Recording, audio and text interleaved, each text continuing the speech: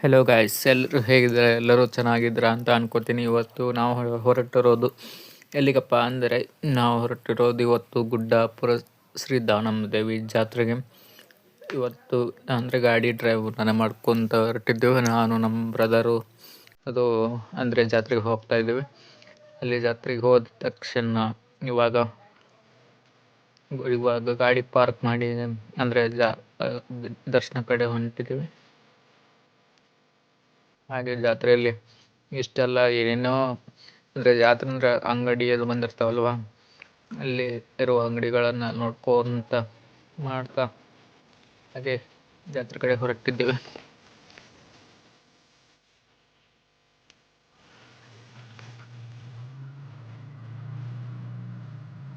ಅಂದರೆ ಇವತ್ತು ತುಂಬ ಜನ ಅಲ್ಲಿಂದ ನಡ್ಕೊಂತ ಬರ್ತಾರೆ. ನಡ್ಕೊಂತ ಬರೋ ಜನ ಮತ್ತು ಇಷ್ಟೆಲ್ಲ ಅಂದರೆ ಇದ್ರೊಳಗೆ ಕೆಲವೊಬ್ಬರು ನಡ್ಕೊಂತ ಬರೋರು ಜನನೂ ಇದ್ದಾರೆ, ಕೆಲವೊಬ್ಬರು ನಂತರ ಗಾಡಿ ಮೇಲೆ ಈ ಥರ ಬಂದಿರೋರು ಇದ್ದಾರೆ.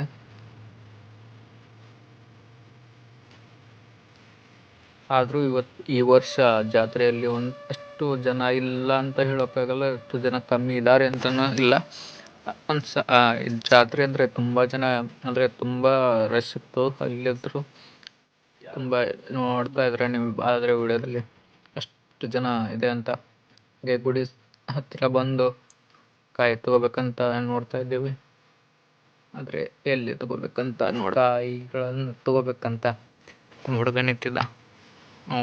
ಏನು ಅಂದರೆ ಅವ್ರ ಜೊತೆ ಏನು ಮಾತಾಡ್ತಿದ್ದ. ಮತ್ತೆ ಅಲ್ಲಿ ಬ್ಯಾಡಂತ ಮತ್ತೆ ಬೇರೆ ಕಡೆ ತಗೊಳ್ಳೋಣ ಅಂತ ವಾಪಸ್ ಹೋಗಿ ಮತ್ತೆ ಇಲ್ಲಿ ಒಬ್ಬರು ಮುತ್ತನ ಕಡೆ ಕಾಯಿ ತಗೋಬೇಕಂತ ತಗೊಳತ್ತಿದ್ದು. ಅಲ್ಲಿಂದ ತಗೊಂಡು ವಾಪಸ್ ಅಂತ ದೇವ್ರ ಗುಡಿ ಒಳಗೆ ಹೋಗಿ ಕಾಯೆಲ್ಲ ಒಡೆಸ್ಕೊಂಡು ನಮಸ್ಕಾರ ಮಾಡಿ ಬರಬೇಕು. ನೋಡಿ ಇಲ್ಲಿ ಕಾಯಿ ಇವನು ತೊಗೊಂಡ, ಅಂದರೆ 3 ಸೆಟ್ ತೊಗೋಬೇಕು. ಇವಾಗ 1 ಸೆಟ್ ಕೊಟ್ಟರು, ಅವರು ಇನ್ನು 2 ಸೆಟ್ ಕೊಡಬೇಕು.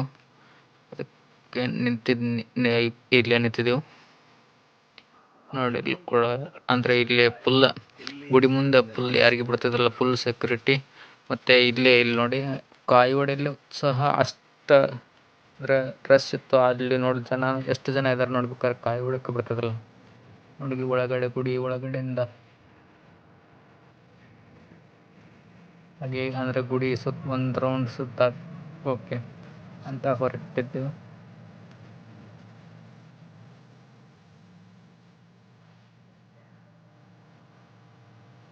ನೋಡಿ ಇಲ್ಲಿ ಅಂದರೆ ಇವರು ಒಂದು ಸ್ವಲ್ಪ ಇದರಲ್ಲಿ ಸ್ವಲ್ಪ ಜನ ನಡ್ಕೊಂತ ಬಂದಿರೋರು, ಸ್ವಲ್ಪ ಜನ ಇಲ್ಲೇ ಅಂದರೆ ಗಾಡಿಯಲ್ಲಿ ಈ ಥರ ಬಂದಿರೋರು ಇಲ್ಲಿ ಹಂಗೆ. ಮತ್ತು ಇಲ್ಲಿ ಒಳಗಡೆ ಡೈರೆಕ್ಟ್ ದೇವ್ರ ದರ್ಶನ ಮಾಡ್ತಾರಲ್ಲ, ಅವ್ರಿಗೆ ಪಾಳೆ ಎಷ್ಟು ಜನ ಹಚ್ಚಿದ್ದಾರೆ ಅಲ್ಲಿ ಒಂದು ಸ್ವಲ್ಪ ನೋಡಿ. ಅಂದ್ರೆ ಅಷ್ಟು ರಶ್ ಇದೆ ಅಲ್ಲಿ, ತುಂಬ ರಶ್.